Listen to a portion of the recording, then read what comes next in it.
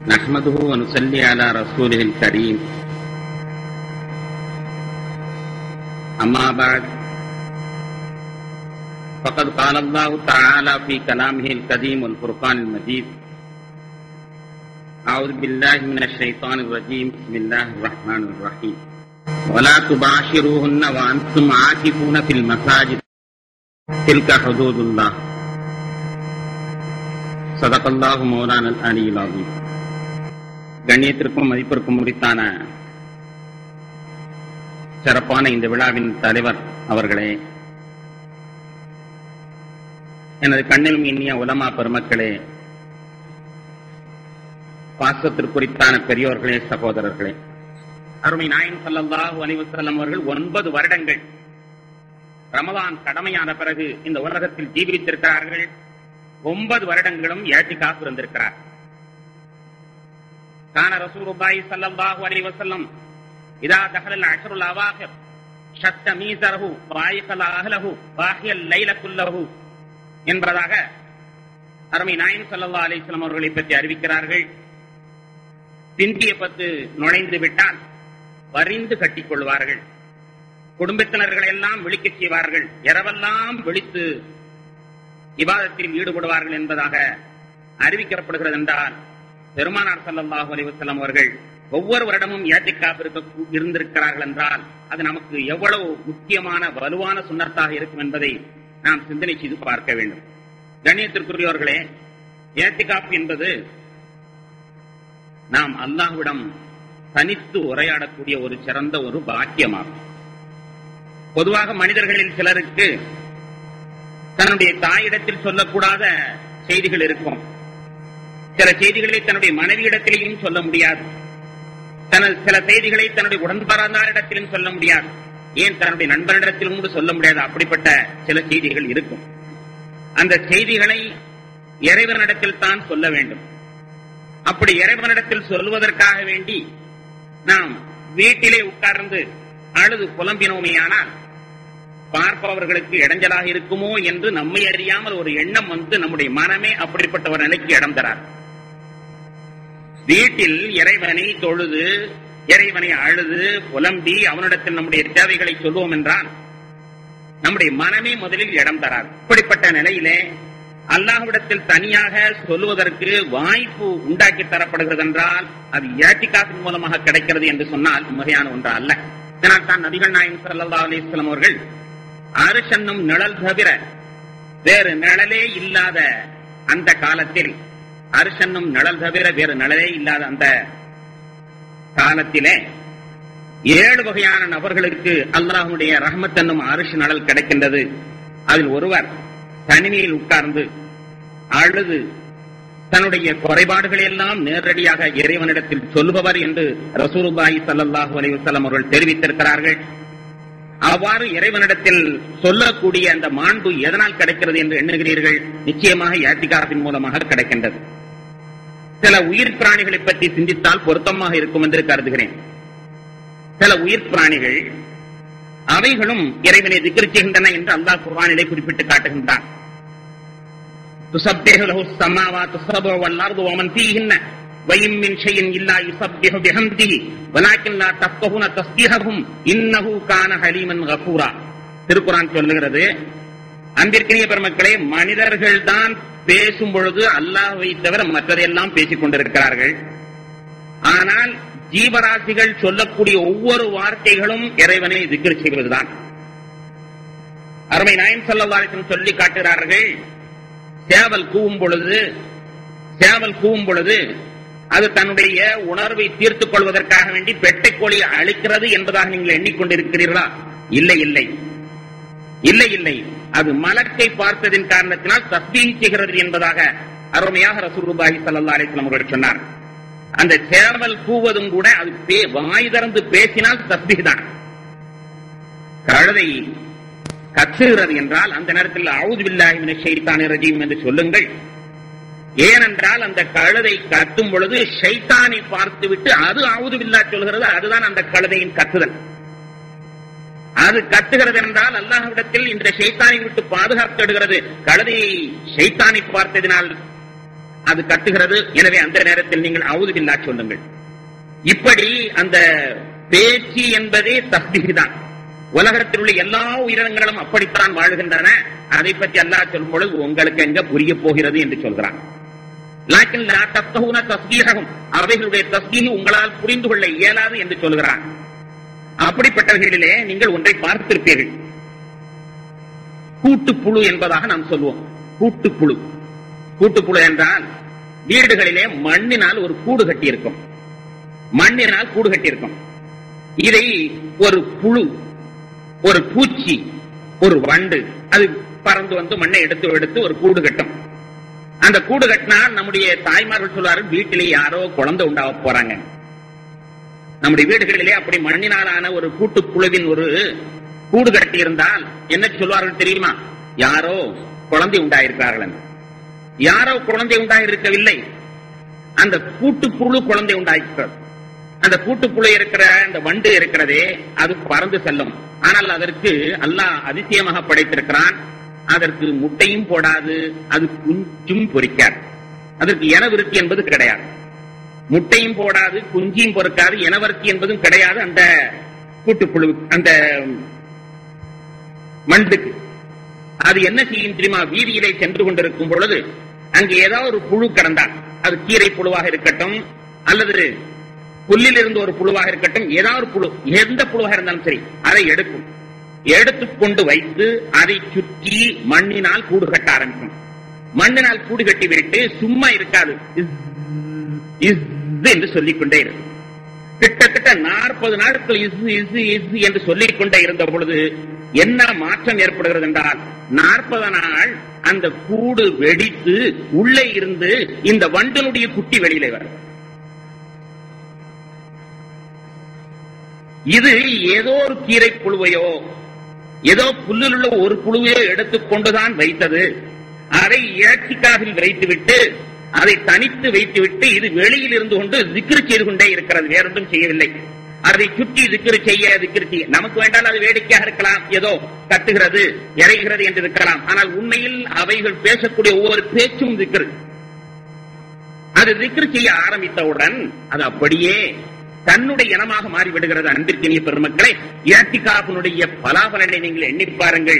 இஅ்திகாஃபின் மூலமாக அந்த வண்டுக்கு தெரிந்திருக்கிறது நமக்கு சந்ததி இல்லை, ஆனால் எதையாவது ஒன்றை கூட நம்முடைய சந்ததியாக மாற்றக்கூடிய அருமையான ஒரு சக்தி படைத்தது இஅ்திகாஃப் என்பதை அந்த வண்டு நிரூபிக்கிறது. இந்த பட்டுப்பூச்சியை பற்றி கொஞ்சம் எண்ணி பாருங்கள்.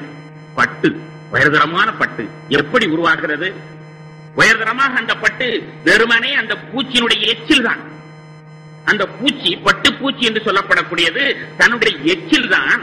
அந்த எச்சில் தன்னை சுற்றி சுற்றி சுற்றி பின்னப்பட்ட அந்த எச்சில் உள்ள இஅ்திகாஃப் இருக்க இருக்க அந்த எச்சி எப்படி ஆகிறது? விலை உயர்ந்த பட்டாக மாறி.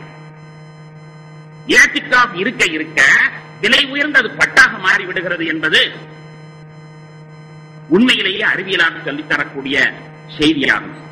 அன்பிற்கினிய மக்களை, நன்கு தெரியும் பட்டுப்புழு தன்னை சுற்றி கூடு கட்டிக் கொள்கிறது. நமக்கு வெளியில் தெரியாது அது என்ன செய்கிறது என்று. அது தன்னுடைய எச்சிலினால் ஒரு கூடு கட்டிக் கொண்டு உள்ளே இஅ்திகாஃப் இருக்க இருக்க அதனுடைய ஒவ்வொரு இழையும் விலை மதிப்பற்றதாக மாறிவிடுகிறது என்றால், அன்பிற்கினிய பெருமக்களை, இது போன்று நாமும் இஅ்திகாஃப் இருப்போமே ஆனால் நம்முடைய ஒவ்வொரு செயல்களும் பட்டு போன்று விலை மதிக்கக்கூடியதாக மாறிவிடும். எதையெல்லாம் நாம் எண்ணுகிறோமோ அதெல்லாம் நடக்கக்கூடிய ஒரு அருமையான வாய்ப்பு இஅ்திகாஃபின் மூலமாக கிடைக்கிறது என்று சொன்னால் அது மிகையான ஒன்று அல்ல.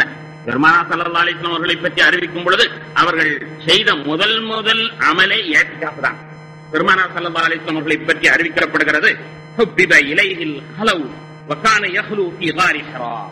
புகாரி ரஹ்மத்துல்லாஹி அலைஹி இந்த ஹதீஸை முதல் ஹதீஸாக அறிவிக்கிறார்கள். ஹிரா மலையிலே பெருமானார் ஸல்லல்லாஹு அலைஹி வஸல்லம் அவர்கள் தனித்திருந்தார்கள். அதற்கு பெயர்தான் இஅ்திகாஃப். அந்த இஅ்திகாஃபில் தான் அவர்கள் இறைவனுடைய தொடர்பு அவர்களுக்கு கிடைத்தது என்பது திருக்குர்ஆன் இறங்கியதே நமக்கு சொல்லக்கூடிய ஒன்று. இஅ்திகாஃபுடைய மகத்துவம் சாமானியமான ஒன்று அல்ல. இந்த இஅ்திகாஃபின் மூலமாகத்தான் பெருமானாருக்கு நபித்துவம் என்பது கிடைத்திருக்கிறது. இதனால் தான் இறைநேசர்களாக இருக்கக்கூடிய அத்தனை பேர்களும் கல்வத் என்று சொல்லப்படக்கூடிய தனித்த இபாதத்தில் அவர்கள் பல நாட்கள் ஈடுபடுவார்கள். அவ்வளவு அருமையான பாக்கியத்தை தரக்கூடியதாக இந்த இஅ்திகாஃப் அமைந்திருக்கிறது. அவ்வாறு உள்ள நபிகள் நாயகம் ஸல்லல்லாஹு அலைஹி வஸல்லம் தௌர் குகையிலே இருக்கிறார்கள். தௌர் குகையிலே இருக்கிறார்கள். 3 நாளும் இஅ்திகாஃப் இருந்தார்கள். 3 நாள் இஅ்திகாஃப் இருந்தார்கள். அந்த நேரத்தில் எதிரிகள் வந்து விட்டார்கள். வரலாறு நமக்கு தெரியும். ரசூலுல்லாஹி ஸல்லல்லாஹு அலைஹி வஸல்லம் அவரிடத்தில் அபூபக்கர் சித்திக் ரலியல்லாஹு அன்ஹு அவர்கள் பயந்து போய் சொல்கிறார், யா ரசூலல்லாஹ், என்னை பற்றி நான் கவலைப்படவில்லை. கண்மணி நாயகமே, உங்களுக்கு ஏதாவது இடையூறு செய்து விடுவார்களே என்பது எனக்கு பயமாக இருக்கிறது. உங்களுக்கு ஏதாவது இடையூறு என்றால் என்னால் தாங்கிக் கொள்ள இயலாது யா ரசூலல்லாஹ் என்று சொன்ன பொழுது ரசூலுல்லாஹி ஸல்லல்லாஹு அலைஹி வஸல்லம் என்ன சொன்னார் தெரியுமா? லா தஹ்சன் இன்னல்லாஹ மஅனா, கவலைப்படாதீர்கள், அல்லாஹ் நம்மோடு இருக்கிறான். அல்லாஹ் நம்மோடு இருக்கிறான் என்ற அந்த வார்த்தை இஅ்திகாஃப் இருந்தால் அவர் அல்லாஹ்வோடு தனித்து விடுகிறார். அங்கே இருக்கிறான் என்பதை அடுத்த வசனம் சொல்லி காட்டுகிறது. ஃபஅய்யதஹு பிஜுனூதின் லம் தரௌஹா, உங்களுடைய கண்ணால் காண முடியாத பட்டாளத்தை கொண்டு அந்த குகையை பலப்படுத்தி இருந்தோம் என்று அல்லாஹ் கூறுகின்றான்.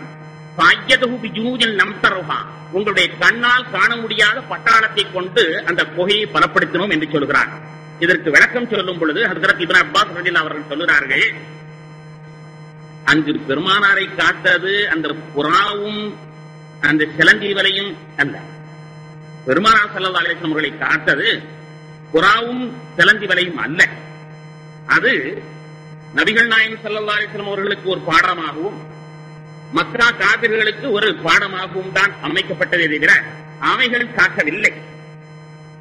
இப்னு அப்பாஸ் ரலியல்லாஹு சொல்கிறார்கள், அல்லாஹ் தான் நீங்கள் கண்ணால் பார்க்க முடியாத பட்டாளம் என்று சொல்கிறான்.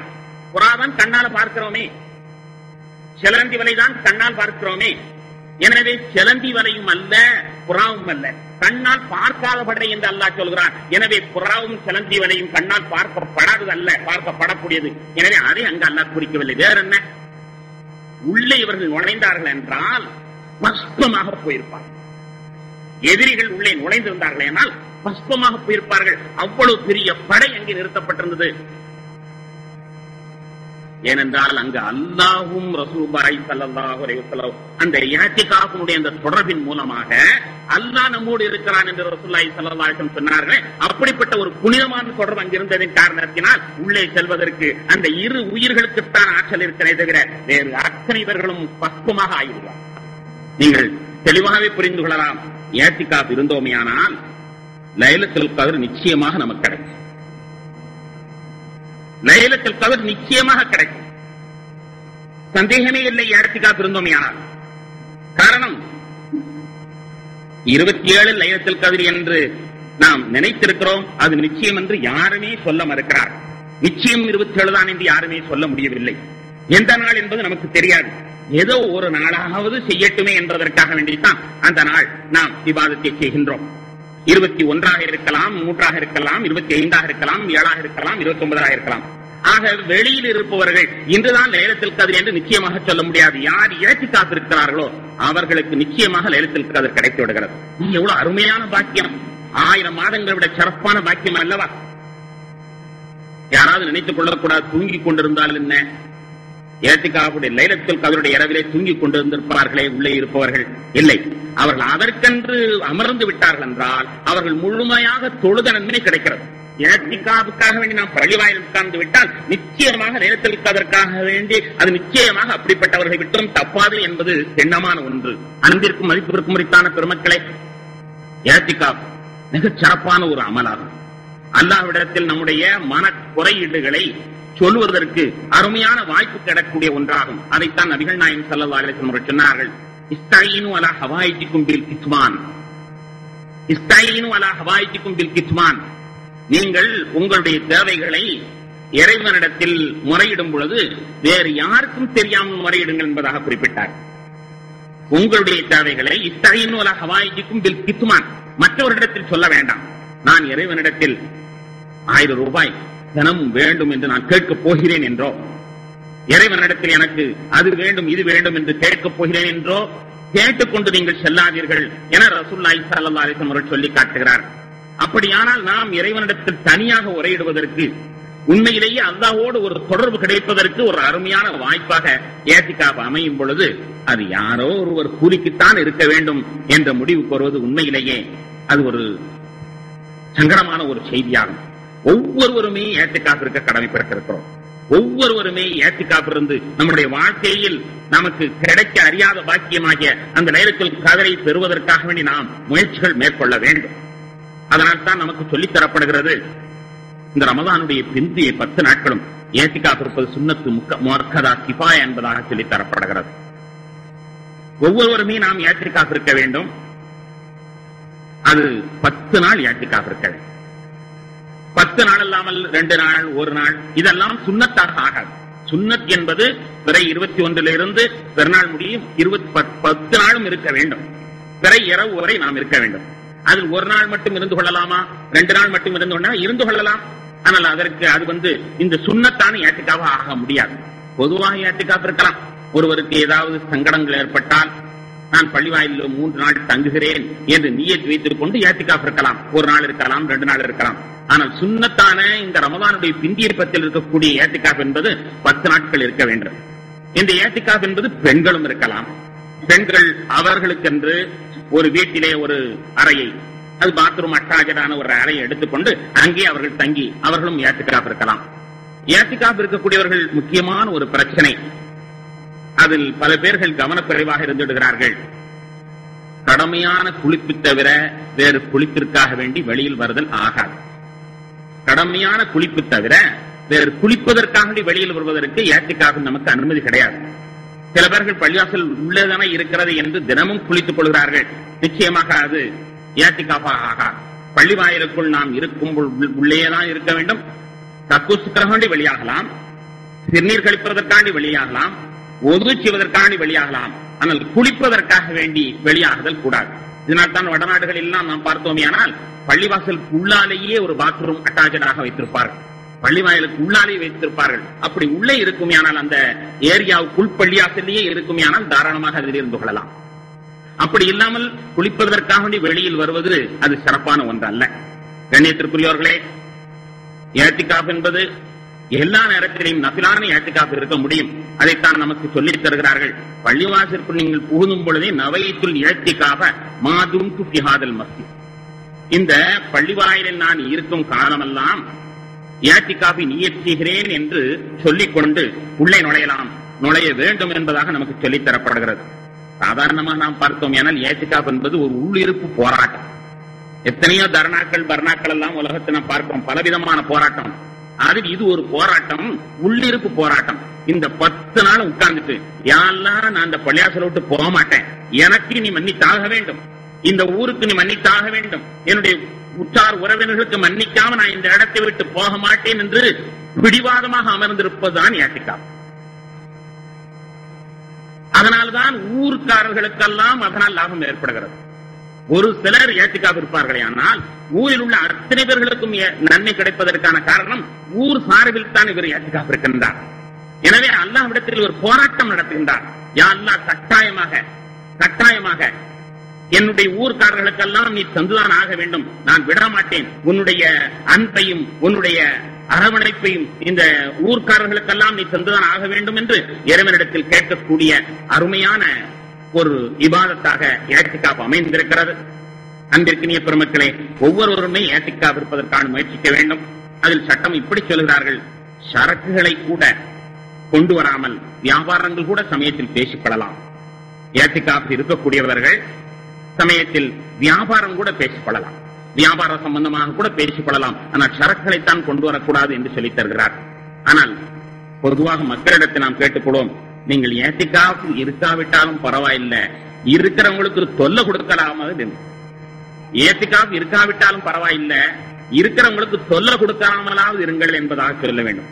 ஏனென்றால் ஏத்திகாப் இருப்பவர்கள் சில சமயத்தில் பல சிரமங்களை, என்ன இவர் அங்க ஒரு கொசுலையை கட்டிக்கிறாரு, இங்க ஒரு துணியை கட்டிக்கிறாரு, தொழுக முடிய மாட்டாங்க, எப்படியாவது ஒரு குறைகளை நம் வந்தவர்கள் எல்லாம் சொல்லிக் கொண்டிருப்பார். இங்க என்ன பேரிச்சம்பள கொட்டை கிடக்குது, பள்ளியாசிலி ஏத்திகாப் இருக்காங்க, பள்ளியாசிலி அவங்களுக்கு சொந்தம் என்று நினைத்துக் கொள்கிறார்களா என்று ஏதாவது ஒன்று சொல்லிக் கொண்டு அவர்களுக்கு இடையூறு தராமல் இருப்போமே, ஆனால் அதுவே மிகப்பெரிய நன்மையாக வந்து சேரும். எவ்வளவு இடையூறுகள் ஏற்படுகிறது என்பதை நாம் எண்ணி பார்க்க கடமைப்பட்டிருக்கின்றோம். ஒவ்வொருவரும் ஏத்திகாப் இருக்கக்கூடிய அந்த சிறப்பான வழியை நாம் ஏற்படுத்திக் கொள்ள வேண்டும். ஏத்திகாப்பின் மூலமாக நாம் அதிகமாக திக்ர் செய்யக்கூடிய நன்மை பெறுகின்றோம். திருக்குர்ஆன் ஓதக்கூடிய நன்மை பெறுகின்றோம். இங்கே ஹஜ்ரத் அவர்கள் திக்ர் செய்வதனுடைய சிறப்பை பற்றி சொல்லி காட்டினார்கள். நான் அடிக்கடி சொல்வது பழக்கம். சாதாரணமாக இந்த காலத்துல பஸ்ல போனாலே நீ ஏத்திக்காஃப் நீயத்து வச்சுட்டு தான் போகணும். பஸ்ல ஏறினாலே நவையத்தில் ஏத்திக்காஃப் ஃபீ ஹாதல் பஸ் என்று சொல்லித்தான் உட்காரணும் போல தெரிகிறது. ஏனென்றால் பஸ்ல போகும்போது பக்கத்தில் உள்ளவனிடத்தில் பேசி கொடுத்தா வம்பு, யாரிடத்துல பேசினாலும் பெரிய வம்பு வந்து சேர்கிறது இந்த காலத்துல. அப்படி உள்ள இந்த காலத்துல நம்ம போய் உட்கார்ந்த உடனே அல்லாஹ் அல்லாஹ் அல்லாஹ் அல்லாஹ் அல்லாஹ் என்று ஏதாவது சொல்லிக்கொண்டே ஊரு போய் சேர்ந்தோம்னா நம்முடைய மர்த்தபா எங்கோ போயிடும். ஸல்லல்லாஹு அலைஹி வஸல்லம் அவர்கள் சொன்னார்கள், கலிமத்தானி ஹஃபீஃபத்தானி அலல் லிசானி ஹபீபத்தானி இலர் ரஹ்மானி ஸகீலத்தானி அலல் மீசானி சுப்ஹானல்லாஹி வ பிஹம்திஹி சுப்ஹானல்லாஹில் அஸீம் என்று கூறினார். இரண்டு வார்த்தை என்று பீடிகை போட்டு விடுத்தினார்கள். ரெண்டு வார்த்தை. அந்த ரெண்டு வார்த்தையும் சொல்வதற்கு எளிதானது, நாவுக்கு சொல்வதற்கு எளிதானது, அதனிடத்துல ரஹ்மானுக்கு ரொம்ப பிரியமானது, தராசு தட்டில ரொம்ப எடை மிக்கது என்று பீடிகை போட்டு சொல்லி ரெண்டு வார்த்தை நாவுக்கு எளிதானது, தராசு தட்டில எடை கொடுக்கக்கூடியது, அல்லாஹ்விற்கு ரொம்ப பிரியமானது என்று பீடிகை போட்டு சொல்றார்கள். சுப்ஹானல்லாஹி வ பிஹம்திஹி சுப்ஹானல்லாஹி சுப்ஹானல்லாஹி வ பிஹம்திஹி சுப்ஹானல்லாஹில் அஸீம் என்ற இரண்டு வார்த்தை என்று சொன்னார். இதனுடைய பொருள் என்ன தெரியுமா? டே தம்பி வாயிங்க, டே தம்பி வாயிங்க என்று சொல்வதற்கு எவ்வளவு எனர்ஜி செலவாகிறதோ அதே அளவு எனர்ஜி தான் சுப்ஹானல்லாஹி வ பிஹம்திஹி சுப்ஹானல்லாஹில் அஸீம் என்பதற்கு செலவாகிறது. தம்பி இங்கே வா என்று சொல்வதற்கு எவ்வளவு சக்தி நம்முடைய உடம்பில் இருந்து விரயமாகிறதோ அதே அளவு விரயம் தான் சுப்ஹானல்லாஹி வ பிஹம்திஹி சுப்ஹானல்லாஹில் அஸீமுக்கு சேர்கிறது. ஆனால் டே தம்பி வா இங்கே என்றால் ஒன்னும் கிடைப்பதில்லை, சண்டையும் வம்புதான் வந்து சேர்ந்து விடுகிறது. இந்த ரெண்டு வார்த்தையை சொன்னால் தராசு தட்டில் இடைமிக்கதாக மாறிவிடும். அப்படியானால் மணிக்கணக்காக கதைத்துக் கொண்டிருக்கிறோம். பக்கத்துல பஸ்ல போகும்போது வேலையே இல்லை, அவன் சும்மா ஒரே வெயிலாக இருக்கிறது. ஏதாவது பொதுவான சப்ஜெக்டை கொண்டு பேச ஆரம்பிக்கணும் அல்லவா? பஸ்ல போறோம், பொதுவான சப்ஜெக்ட் என்ன செய்யலாம்? ஒரே வெயிலா இருக்கிறது என்று ஆரம்பிப்போம், அல்லது ஒரே குளிராக இருக்கிறது என்று ஆரம்பிப்போம். இல்லை திடீரென்று ஏதாவது அரசியல் என்ன அவர் அப்படி செய்து விட்டார் என்று நாம் என்ன ஆள் என்று பார்க்கிறோம். முதல்ல நம்ம ஆள்தானா வேற ஆளான்னு பார்த்துட்டு ஜாக்கிரதையாக பேசிட்டோம். ஆக நம்ம ரொம்பவும் ஜாக்கிரதையாக அளந்து பேச வேண்டியிருக்கிறது. அப்படியெல்லாம் பேச்சு கொடுத்து அந்த வம்பா நேரத்தை போக்குற அத்தனையும் தஸ்பீஹா மாற்றி பாருங்க, எவ்வளவு அந்தஸ்து நமக்கு கிடைத்து விடுகின்றது. தஸ்பீஹ் திக்ரனுடைய நன்மை மிக அதிகமானது. ஹஜ்ரத் அவர்கள் அருமையாக நமக்கு சொல்லி காட்டினார். நபிகள் நாயகம் ஸல்லல்லாஹு அலைஹி வஸல்லம் மிக இலகுவாக விளக்கி காட்டுகிறார். தொழுது முடித்துவிட்டு சுப்ஹானல்லாஹ் அல்ஹம்துலில்லாஹ் அல்லாஹ் அக்பர், இதற்கு எவ்வளவு பெரிய பவரா நமக்கு சொல்லி தந்திருக்கிறாங்க. நாமெல்லாம் நன்கு அறிந்ததுதான். ஏழை சஹாபாக்கள் ரசூலுல்லாஹ்விடத்தில் சென்று கேட்கிறார்கள். பணக்காரர்கள் ஜக்காத் கொடுத்து மிக நன்மையை சேர்த்துக் கொள்கிறார்கள். ஒன்றுக்கு 700 அவர்களுக்கு கிடைத்து விடுகிறது, ஒன்றுக்கு 700 கிடைத்து விடுகிறது. அப்படிப்பட்ட அமலுக்கு எங்களுக்கு பாக்கியம் இல்லையே என்று கேட்ட பொழுது, நீங்க சுப்ஹானல்லாஹ் அல்ஹம்துலில்லாஹ் அல்லாஹ் அக்பர் யாருக்கும் சொல்லாம செய்து கொண்டிருக்க. இதை செய்து கொண்டிருந்தால் அவன் லட்சத்தை தான் கொடுத்து பார்க்கட்டுமே, கோடியத்தான் கொடுத்து பார்க்கட்டுமே, உங்களுக்கு ஈடாக அமைய முடியாது. சுப்ஹானல்லாஹ் அல்ஹம்துலில்லாஹ் அல்லாஹ் அக்பர் என்பதற்கு அப்படிப்பட்ட நன்மை. ஆனால் எப்படியோ செய்தி லீக் அவுட் ஆயிடுச்சு. ரசூலுல்லாஹி ஸல்லல்லாஹு அலைஹி வஸல்லம் ஏழைகளுக்கு மட்டும் சொல்லிக் கொடுத்த இந்த செய்தி எப்படியோ செய்தி வெளியாகிவிட்டது. பின்னால அதே சஹாபாக்கள் வருகிறார்கள், யா ரசூலல்லாஹ் பணக்காரர்கள் இதையும் செய்ய ஆரம்பிச்சாங்க. பணக்காரர்கள் பணத்தால் தர்மம் கொடுப்பது மட்டுமல்லாமல் இதையும் செய்ய ஆரம்பித்து விட்டார் என்று கூறிய பொழுது ரசூலுல்லாஹி ஸல்லல்லாஹு அலைஹி வஸல்லம் சொன்னாங்க, அல்லாஹ் அவர்களுக்கு கொடுத்த நியமத்தை அதற்கு நான் என்ன செய்ய முடியும்? அல்லாஹ் அவர்களுக்கு பணத்தை கொடுத்து தர்மம் செய்ய சொல்லியிருக்கிறான். அது அல்லாஹ் அவர்களுக்கு தில்க நியமத்து நன்னாமஹாலாபாதி, அது ஒரு அருள். அல்லாஹ் தன்னுடைய அடியார்கள் சிலர்கள் கொடுத்திருக்கிறான், அவர்களுக்கு தேர்ந்தெடுத்திருக்கிறான். அதுக்கு நான் என்ன செய்ய முடியும் என்று சொன்னார். இங்கே இந்த ஹதீஸில் தெளிவாக சொல்லி காட்டப்படுகிறது. சுப்ஹானல்லாஹ் என்று 33 தடவைகள் ஒவ்வொரு தொழுகைக்கு பிறகு சொல்வதற்கு, சுப்ஹானல்லாஹ் அல்ஹம்துலில்லாஹ் அக்பர் சொல்வதற்கு எவ்வளவு பெரிய நன்மை கிடைக்கிறது என்பதை பாருங்கள். அருமை நாயகம் ஸல்லல்லாஹு அலைஹி வஸல்லம் தன்னுடைய மகளார் ஃபாத்திமாவுக்கு சொன்ன மாதிரி நம்மை அனைத்தையுமே மகளாக நினைத்துக் கொண்டு அவர்கள் சொன்னார்கள், மகளாக நினைத்துக் கொண்டு சொன்னார்கள், தூங்கும் பொழுது சுப்ஹானல்லாஹ் அல்ஹம்துலில்லாஹ் அல்லாஹ் அக்பர் சொல்லிவிட்டு தூங்குங்கள். இது ரொம்ப பெரிய டானிக், ரொம்ப பெரிய சக்தியான டானிக். மறுநாள் களைப்பெல்லாம் ஈர்ந்து புத்துணர்வு பெற்றவர்களாக, புது தெம்பு பெற்றவர்களாக நீங்கள் ஆக முடியும். சுப்ஹானல்லாஹ் என்பதற்கு அவ்வளவு பெரிய நன்மை இருக்கிறது. இப்படி ஒவ்வொன்றாக நீங்கள் எண்ணி பாருங்கள். அருமையான சஹாபாக்களே, அருமை நாயகம் ஸல்லல்லாஹு அலைஹி வஸல்லம் அவர்கள் தொழுது கொண்டிருக்கக்கூடிய சந்தர்ப்பத்திலே, தொழுது முடித்தவுடன் நண்பர்களை பார்த்தார்கள். இன்றைக்கு யாரோ ஒருத்தர் புதுசா தஸ்பீஹ் சொல்லிருக்கிறார், யார்? இன்றைக்கு யாரோ ஒருத்தர் புதுசா தஸ்பீஹ் சொல்லிருக்கிறார், யார் என்று கேட்டார். சஹாபாக்கள் யாருமே பதில் சொல்லல. சமிஅல்லாஹு லிமன் ஹமிதா என்று சொன்னார், அல்லாஹும்ம ரப்பனா லக்கல் ஹம்து சொல்லணும். ஆனா இன்னைக்கு ஒரு ஆளு புதுசா சொல்லிருக்கிறார், யார் அது என்று கேட்டார். யாருமே ஒன்று சொல்லல, எல்லாமே மௌனம். அப்ப ரசூலுல்லாஹி ஸல்லல்லாஹு அலைஹி வஸல்லம் அடுத்து சொன்னாங்க, அவர் ஒன்னும் தப்பு செஞ்சிரல. தப்பு செஞ்சிட்டோம் நாம ரசூலுல்லாஹ் கேட்கிறார்களோ என்று நினைத்துக் கொண்டு அவர் சொல்ல மாட்டார் என்பதற்காக சொன்னாங்க, அவர் நல்ல காரியம் தான் செஞ்சிருக்கிறாரு, தைரியமற்றம். உடனே ஒரு நண்பர் எழுந்து சொன்னார், யா ரசூலல்லாஹ், நான் தான் நீங்க சொன்ன இந்த வார்த்தைய 32 மலக்குகள் போட்டி போட்டுக்கொண்டு அல்லாஹ்விடத்தில் எடுத்து சென்றார்.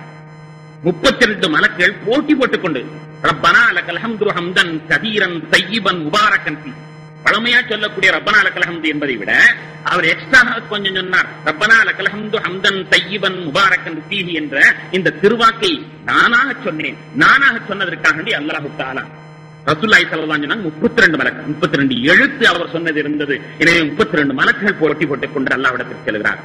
ஒரு திக்ரை அவராக சொல்கிறார். ரசூலுல்லாஹி ஸல்லல்லாஹு அலைஹி வஸல்லம் காட்டித் தந்தது அல்ல என்றாலும் கூட அது தவறான ஒன்று அல்ல, நன்மை தரக்கூடிய ஒரு வார்த்தை. எனவே அவர் சுயமாக சொன்னதற்காக வேண்டி ரசூலுல்லாஹி ஸல்லல்லாஹு அலைஹி வஸல்லம் சொல்கிறார்கள், 32 மலக்குகள் தூக்கிச் சென்றார்.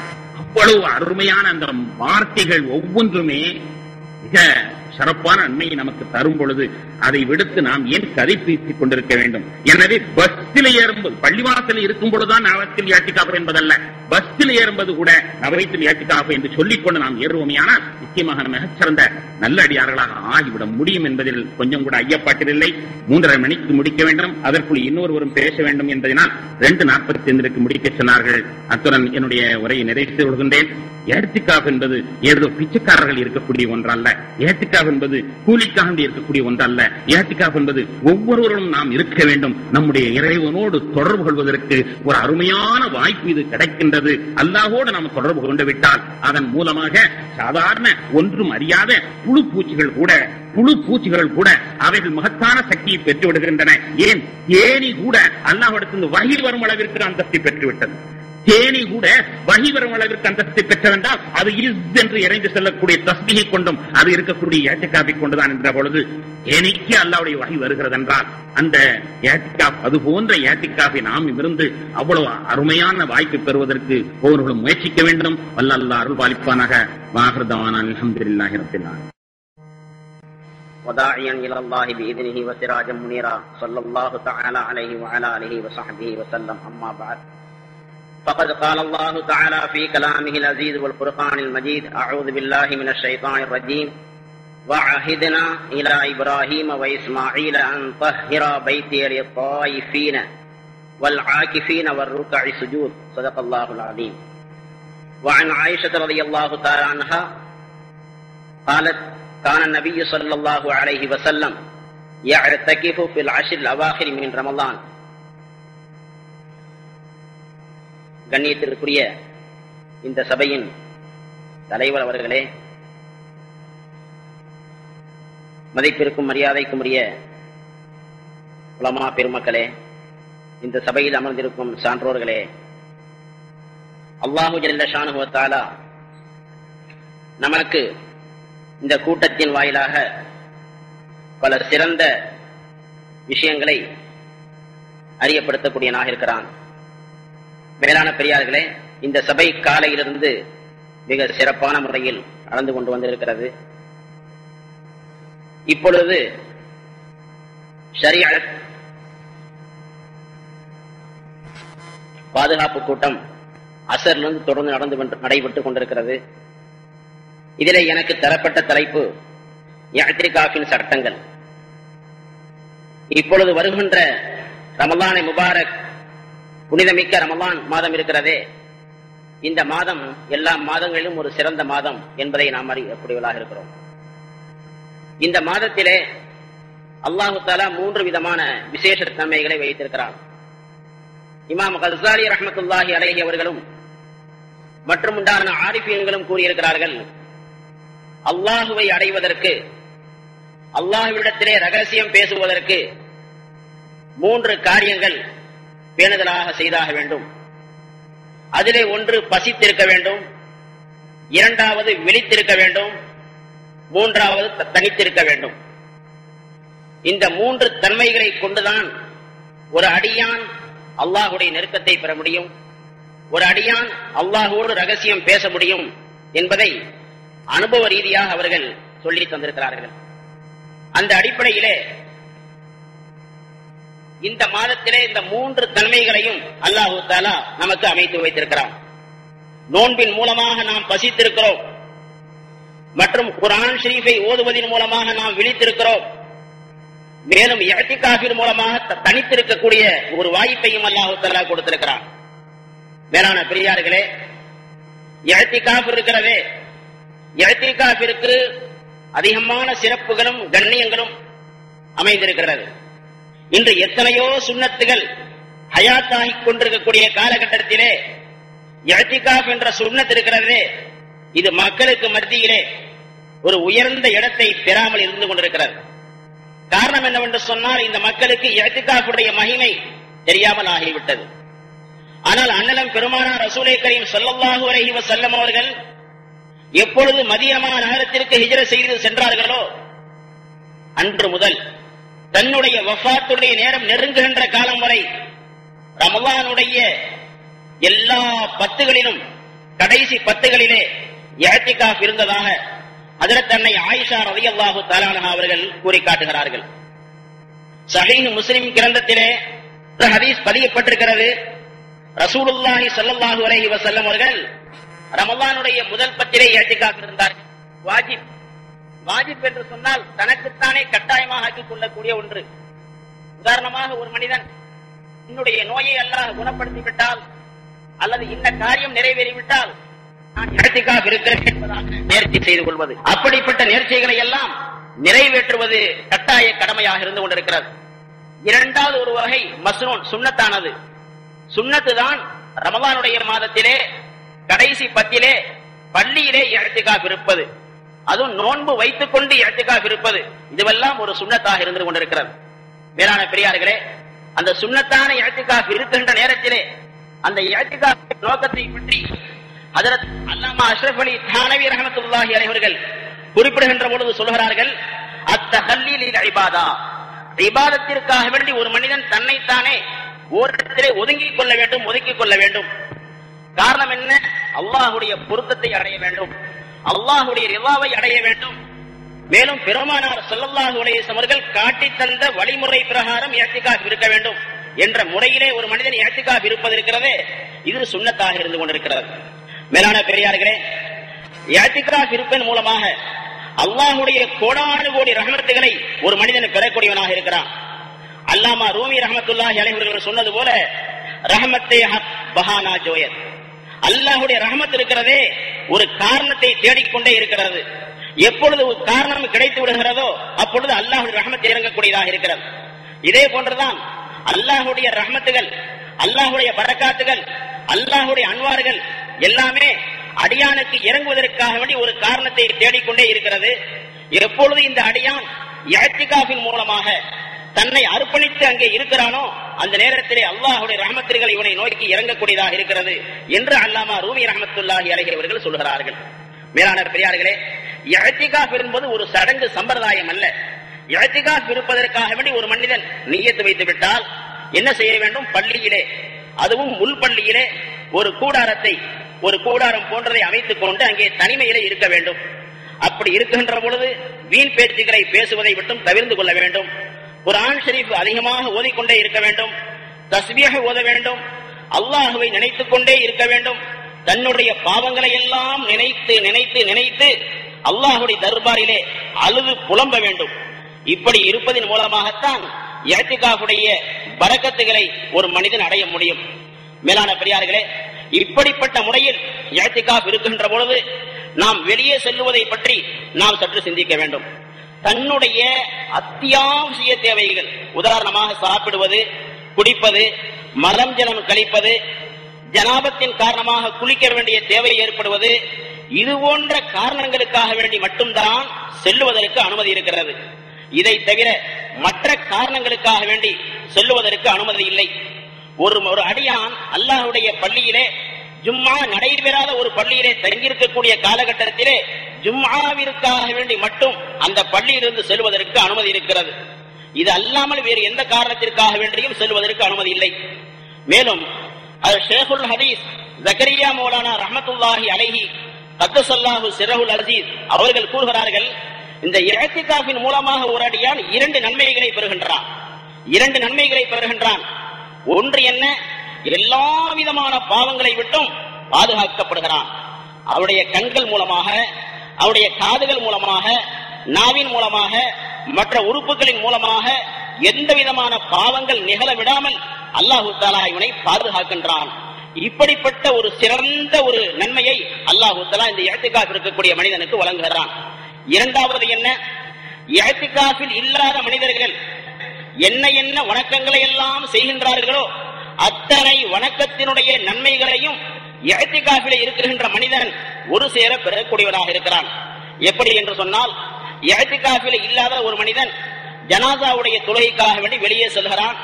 அந்த ஜனாசாவிலே பங்கு கொள்கிறான். அதன் மூலமாக நன்மைகளை அடைகின்றான். இதே போன்று ஒரு மனிதன் ஒரு தன்னுடைய சகோதரன் நோய்வாய்ப்பட்டு விட்டால் அவரை சந்திப்பதற்காக வேண்டி செல்கிறான். அதன் மூலமாக பல நன்மைகளை அடையக்கூடியவனாக இருக்கிறான். ஆனால் இஅ்திகாஃபிலே இருக்கின்ற மனிதன் ஜனாசாவுடைய தொழுகையிலே பங்கு கொள்ள முடியாது. நோயாளிகளை சந்திப்பதற்காக வேண்டி செல்ல முடியாது. அவன் பள்ளியிலேயே இருக்கக்கூடியவனாக இருக்கிறான். இருந்தும் கூட இவனுக்கு ஜனாசாவுடைய தொழுகையிலே பங்கு கொண்டால் என்ன நன்மைகள் கிடைக்குமோ அந்த நன்மைகளையும் அல்லாஹ் தஆலா இவனுக்கு கொடுக்கக்கூடியவனாக இருக்கிறான். நோயாளிகளை விசாரிக்க செல்வதனால் என்ன நன்மைகள் கிடைக்க வேண்டுமோ அந்த நன்மைகளையும் இஅ்திகாஃபிலே இருக்கின்ற மனிதன் பெறக்கூடியவனாக இருக்கிறான். ஆகவே இஅ்திகாஃபில் இருக்கக்கூடிய மனிதனுக்கு அல்லாஹ் தஆலா இப்படிப்பட்ட பல நன்மைகளை கொடுக்கின்றான் என்பதாக அதில் ஷேகுல் ஹதீஸ் ஜக்கரியா மௌலானா ரஹ்மத்துல்லாஹி அவர்கள் குறிப்பிடுகிறார்கள். மேலும் பெரியார்களே, இந்த இஅ்திகாஃபுடைய மகிமையை பற்றி ஹஜ்ரத் இப்னு அப்பாஸ் ரலியல்லாஹு தஆலா அன்ஹு அவர்கள் கூறுகின்ற பொழுது சொல்கிறார்கள், இஅ்திகாஃபிலே இருக்கின்ற மனிதனுக்கு அல்லாஹ் தஆலா எப்படிப்பட்ட நன்மைகளை எழுதுகிறான் என்று சொன்னால், ஒரு இரவு இஅ்திகாஃப் இருந்துவிட்டால் அந்த இரவில் இஅ்திகாஃப் இருந்ததற்காக வேண்டி வானத்திற்கும் பூமிக்கும் மத்தியில் இருக்கின்ற தொலைதூரம் அளவுக்கு அல்லாஹ் தஆலா இவனுக்கு நரகத்தை விட்டு பாதுகாப்பளிக்கின்றான். நரகத்திற்கும் இவனுக்கு மத்தியிலே ஒரு இடைவெளியை ஏற்படுத்துகிறான் என்று அவர்கள் கூறுகிறார்கள். ஒரு இரவிலே இஅ்திகாஃப் இருந்து விட்டால் இப்படிப்பட்ட தொலைதூரம் அளவுக்கு இடைவெளியும் ஒரு பாதுகாப்பும் கிடைக்கிறது என்று சொன்னால் அவன் 10 நாள் இஅ்திகாஃப் இருக்கின்ற பொழுது இன்னும் எவ்வளவு பாதுகாப்புகளை எல்லாம் பெறக்கூடியவனாக இருக்கிறான் என்பதை இஅ்திகாஃபில் இருக்கின்ற மக்கள் புரிந்து கொள்ள வேண்டும். மேலும் பெரியார்களே, இஅ்திகாஃபில் இருக்கின்ற நமக்கு சில விதிமுறைகளை நாம் புரிந்து கொள்ள வேண்டும். இன்று சாதாரணமாக நாம் பார்க்கிறோம், பள்ளியிலே நுழைகின்ற பொழுது ஒரு போர்டு எங்கே போட்டிருப்பார்கள், உங்களது செல்போன்களை எல்லாம் ஆஃப் செய்து விட்டு விடுங்கள், செயலிழக்க செய்து விடுங்கள் என்பதாக எழுதப்பட்டிருக்கும். ஆனால் அதை யாரும் கடைபிடிப்பது கிடையாது. ஆனால் அதை கடைபிடிக்கிற நேரத்திலேதான் ஒரு ஓர்மை, ஒரு மன ஓர்மை என்பது இபாதத்திலே கிடைக்கக்கூடியதாக இருக்கிறது. மனிதன் எவ்வளவுதான் இபாதத்துகளை அதிகமாக செய்தாலும் சரி, குறைவாக செய்தாலும் சரிதான், மன ஓர்மை எப்பொழுது இபாதத்திலே ஏற்படுமோ அப்பொழுதுதான் அந்த இபாதத்திலே நாம் பரிபூர்ணமான பிரயோஜனத்தை அடைய முடியும். எக்ஸூயி என்பது கிடைக்கவில்லை என்று சொன்னால் எந்த விதமான பிரயோஜனத்தையும் அடைய முடியாது. ஆகவேதான் பள்ளிக்கு வருகின்ற பொழுது நீங்கள் இப்படியெல்லாம் வர வேண்டும் என்பதாக சொல்லப்படுகிறது. ஆனால் அதிலும் குறிப்பாக இஅ்திகாஃபில் இருக்கக்கூடிய காலகட்டத்திலே நம்முடைய செல்போன்களை முழுமையாக அணைத்து விட வேண்டும். நாம் உலகத்தினுடைய எந்த தொடர்பும் இல்லாதவர்களாக நாம் இஅ்திகாஃபிலே அமர வேண்டும். அப்படி அமர்கின்ற பொழுதுதான் நல்ல பாக்கியங்களை எல்லாம் பெற முடியும். ஆனால் இன்று நாம் பார்க்கிறோம், இஅ்திகாஃபிலே இருக்கின்ற மக்கள் மிகவும் சர்வ சாதாரணமாக செல்போன்களை வைத்துக் கொண்டு பேசிக் கொண்டே இருக்கிறார்கள். வியாபார தொடர்புகளை ஏற்படுத்திக் கொண்டே இருக்கிறார்கள். நண்பர்களோடு பேசிக் கொண்டே இருக்கிறார்கள். மேலான சகோதரர்களே, அல்லாஹ்வோடு தொடர்பு வைக்கக்கூடிய நாம், அல்லாஹ்வோடு நம்முடைய தாலுகை வைத்திருக்கக்கூடிய நாம் மக்களோடு தொடர்புகளை ஏற்படுத்திக் கொண்டால், மக்களோடு சம்பாஷணை செய்து கொண்டால், வியாபார தொடர்புகளை வைத்துக் கொண்டால் நமக்கு என்ன ரஹமத்து கிடைக்க வேண்டுமோ, என்ன ஒரு தொடர்பு கிடைக்க வேண்டுமோ அந்த தொடர்புகளை விட்டும் அந்த ரஹமத்துகளை விட்டும் மனிதன் மஹ்ரூமாக கூடிய ஒரு சூழ்நிலை ஏற்படக்கூடியதாக இருக்கிறது. ஆகவே இஅ்திகாஃபிலே இருக்கின்ற பொழுது இது போன்ற விஷயங்களை விட்டெல்லாம் மிகவும் ஒதுங்கி நாம் அல்லாஹ்வுடனே தஅல்லுக் மஅல்லாஹ், அல்லாஹ்வோடு தொடர்பை ஏற்படுத்திக் கொள்வது என்ற நிலையை ஏற்படுத்துகின்ற பொழுதுதான் அந்த இஅ்திகாஃபின் மூலமாக பரிபூர்ணமான ஒரு பிரயோஜனத்தை நாம் அடைய முடியும். மேலான பெரியார்களே, இப்படிப்பட்ட சுன்னத்தான இஅ்திகாஃப் இருக்கிறதே நம்மிடத்திலே பரவலாக ஆகிவிட வேண்டும். ஹஜ்ரத் மஹமூதுல் ஹசன் சாஹிப் ரஹ்மத்துல்லாஹி அலைஹி அவர்கள் குறிப்பிடுகிறார்கள், ஒவ்வொரு பள்ளியிலும் இஅ்திகாஃப் இருக்கின்ற மக்களுடைய தொகைகள் அதிகமாக இருக்க வேண்டும். அதற்குரிய ஆர்வத்தையும் தரதீபங்களையும் கொடுத்துக் கொண்டே இருக்க வேண்டும். சில இடங்களிலே இஅ்திகாஃப் இல்லாத இடங்களிலே கூலிக்காக வேண்டி ஆளை பிடித்துக் கொண்டு இஅ்திகாஃப் இருக்கிறார்கள். அப்படி இருப்பதற்கு ஷரியத்திலே அனுமதி இல்லை. காரணம் என்ன? அப்படியெல்லாம் வைக்கின்ற பொழுது அந்த இஅ்திகாஃப் ஒரு வியாபாரமாக, கொடுக்கல் வாங்கலாக பேசப்படுகின்ற ஒரு அவல சூழ்நிலை ஏற்படுகின்றது. ஆகவே அப்படிப்பட்ட சூழ்நிலையை விட்டும் இந்த உம்மத்து பாதுகாக்கப்பட்டு இஅ்திகாஃபுடைய முழு ஃபஸீலத்துகளை, சிறப்புகளை நன்கு அறிந்து பெருமானார் ஸல்லல்லாஹு அலைஹி வஸல்லம் அவர்கள் இந்த இஅ்திகாஃபிற்கு எவ்வளவு மதிப்பும் மரியாதையும் கண்ணியத்தையும் கொடுத்து அவர்கள் பேணுதலாக செய்தார்களோ அப்படிப்பட்ட பேணுதல் நம்மிடத்தில் வர வேண்டும். அவர்கள் எப்படியெல்லாம் ரஹமத்துகளை பெற்றார்களோ, எப்படியெல்லாம் அல்லாஹ்வுடைய தொடர்பை பெற்றார்களோ, அதுபோன்று நாமும் பெற வேண்டும் என்ற எண்ணத்திலே நாம் இஅ்திகாஃப் இருக்கின்ற பொழுது நமக்கு அதன் மூலமாக அதிகமான பிரயோஜனங்கள் கிடைக்கக்கூடியதாக இருக்கிறது. மூன்றாவது இஅ்திகாஃப் இருக்கிறதே, இது ஒரு நஃபிலான இது. உதாரணமாக நாம் எப்பொழுது பள்ளிக்கு வந்தாலும் சரிதான், அது இரவாக இருந்தாலும் சரி, பகலாக இருந்தாலும் சரி, ஒரு சிறிய நேரமாக இருந்தாலும் சரிதான், எப்பொழுதெல்லாம் நாம் பள்ளிக்கு வருகிறோமோ நவைத்துல் இஅ்திகாஃபை நான் நியத்து வைக்கின்றேன் என்பதாக நியத்து வைத்துக் கொண்டால் போதும். இந்த இஅ்திகாஃப் இருக்கிறதே இது முஸ்தஹப்பாக நஃபிலாக இருக்கிறது. இது எல்லா மக்களும் எல்லா நேரங்களிலும் இந்த இஅ்திகாஃபுடைய நன்மைகளை பெற முடியும். ஆகவே நாமும் இந்த இஅ்திகாஃப்களை நன்கு உணர்ந்து வருகின்ற ரமலானுடைய கடைசி பத்திலே இஅ்திகாஃபை இருந்து பெருமானார் ஸல்லல்லாஹு அலைஹி வஸல்லம் அவர்கள் காட்டி தந்த வழிமுறை பிரகாரம் இஅ்திகாஃபை இருந்து அந்த இஅ்திகாஃபின் மூலமாக என்ன ரஹ்மத்துகளையும் பரக்கத்துகளையும் அல்லாஹ்வுடைய தொடர்புகளையும் நாம் பெற்றுக்கொள்ள முடியுமோ அதுபோல பெற்றுக்கொள்கின்ற ஒரு வாய்ப்பை அல்லாஹு தஆலா எனக்கும் உங்களுக்கும் தந்தருள்வானாக என்பதாக நான் கேட்டுக்கொண்டு வாய்ப்பளித்தவர்களுக்கு நன்றி கூறி விடைபெறுகிறேன். வாஹிரு தாவனா அல்ஹம்துலில்லாஹி ரப்பில் ஆலமீன். அஸ்ஸலாமு அலைக்கும் வரஹ்மத்துல்லாஹி தஆலா வபரகாத்துஹு.